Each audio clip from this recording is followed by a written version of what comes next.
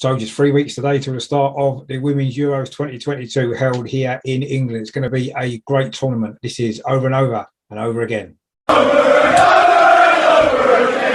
Hello, my name is Richard. Welcome back to my channel over and over and over again. Some slightly different content for you. Today we're going to be looking ahead to the start of the Women's Euros 2022.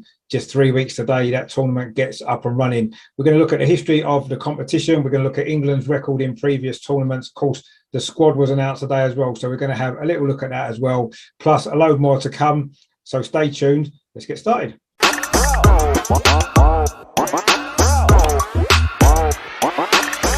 So the Women's Euros then was formed in 1982. It became an official UEFA competition, and the first tournament was held in 1984. Just 4 countries entered. It was England, Denmark, Italy and Sweden. And Sweden did become the first winners. They did beat England in the final. It was played over 2 legs. Sweden won the first leg 1-0. England won the second leg 1-0 and Sweden won on penalties. The next competition was won by Norway in 1987. But since then, Germany have really dominated this tournament. They've won 8 of the last 10 competitions. The only 2 they haven't won was Norway again in 1993 and the last tournament, which was in 2017, won by the host, the Netherlands. So the tournament grew then. In 1997, it was increased to 8 teams. Then in 2009, it was increased again to 12 teams. And then in 2017, it went to its current format of 16 teams.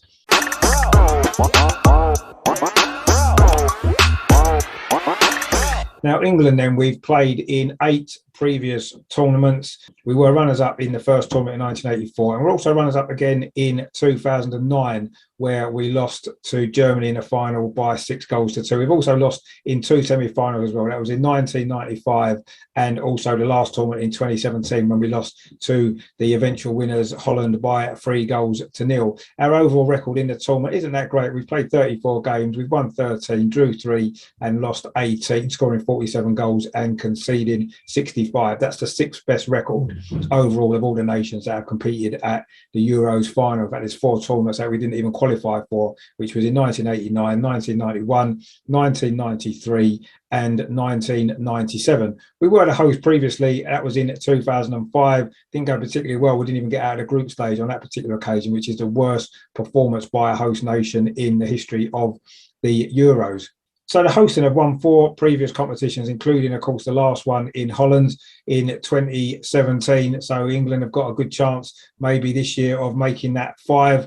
There's going to be a few records broken as well. The highest attendance for a game in the Women's Euros was 41,301. That was for the 2013 final between Germany and Norway. And the biggest England attendance to date was 29,692. That was a game against Finland at the Etihad in the 2005 tournament. Of course, both of those records are likely to be beaten on the opening game at Old Trafford between England and Austria, which is a sellout already. Over 70,000 tickets have been sold. So those 2 records aren't going to stand for much longer. The highest goal scorer for England in the Euros competition is Jodie Taylor. She scored 5 goals. All of those came in the last tournament in 2017, where she won the Golden Boot. The highest scorer ever in one competition is it's Inka Grings from Germany. She scored 6 goals in the 2009. The most played final has been Germany against Norway, which has happened on 4 occasions. And England do hold one record. That's the biggest win in a Euros tournament, when we beat Scotland 6-0 in the group stage back in 2017.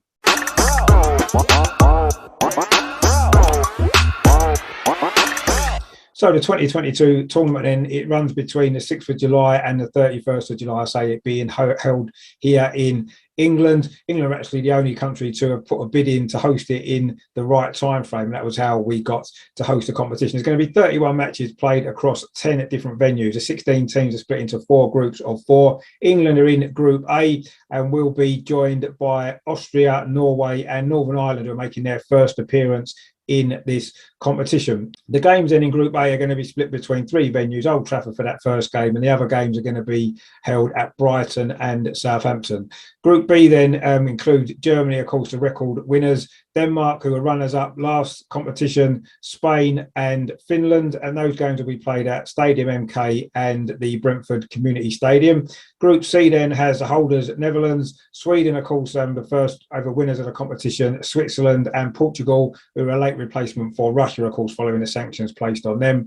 And those games will be played at Leigh Sports Village and Bramall Lane at Sheffield. And Group D is got France, Italy, Belgium and Iceland, and those games will be played at the Manchester City Academy and Rotherham's New York Community Stadium. The quarterfinals are played between the 20th and the 23rd of July. They'll be played at Leigh Sports Village, at Brighton, at Rotherham and at Brentford. The two semi-finals are on the 26th and the 27th of July. They'll be played at Bramall Lane, Sheffield and Stadium MK. And of course, the final on the 31st of July will be the only game actually being played at Wembley. Now, VAR and goal line technology are going to be used in this tournament for the first time. And in terms of the prize money, if you win a group game, you get €100,000. If you draw a group game, you get €50,000. If you reach the quarterfinals, you get €205,000. If you reach the semi-final, you get €320,000. If you reach the final and lose, you get €420,000, and the winners will get €660,000. So it's a record prize as well for the competing nations in the tournament. The kickoffs of all the games are going to be between either 5 o'clock and 8 o'clock in the group stage, and then all the knockout games will be 8 o'clock kickoffs. So good times, obviously, all being played in England.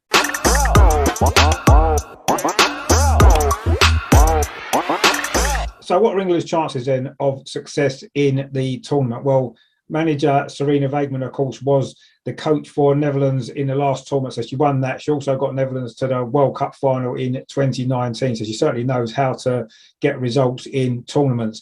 And she picked her final 23-player squad, was announced today, of course, following the 28-player original announcement. And this is what squad she has selected for the tournament. So the three goalkeepers, Mary Earps from Manchester United, Hannah Hampton from Aston Villa and Ellie Roebuck of Manchester City. In defence, there's Millie Bright of Chelsea, Lucy Bronze of Manchester City, Jess Carter of Chelsea, Rachel Daly, Alex Greenwood of Manchester City, Demi Stokes of Manchester City, and of course our own Lotta Woober-Moy. The midfielders are Fran Kirby, again from Chelsea, Jill Scott from Manchester City, Georgia Stanway, also Manchester City, Ella Toone from Manchester United, Kira Walsh from Manchester City, and of course captain, our very own Leah Williamson. And then the forward players, Beth England, of course, again from Chelsea, Lauren Hemp from Manchester City, Chloe Kelly from Manchester City, Beth Mead from Arsenal, of course, Nikita Paris as well from Arsenal, Elisa Russo from Manchester United, and of course Ellen White from Manchester City. So 4 Arsenal players have made that squad. Really strong squad, isn't it? A really good chance that we've got of progressing in the tournament. In the group stage, I think Austria is going to be the toughest game. They did reach the semi-final of the previous tournament. They've got, of course, Manu Zinsberger in goal for them. So that's going to be a big game, isn't it, to open a tournament? I think if we can get a victory in that game, I think we'll go on and win the group. And then who knows, a knockout stage, anything can happen. We could face Germany in the quarterfinals, Holland in the semi-finals.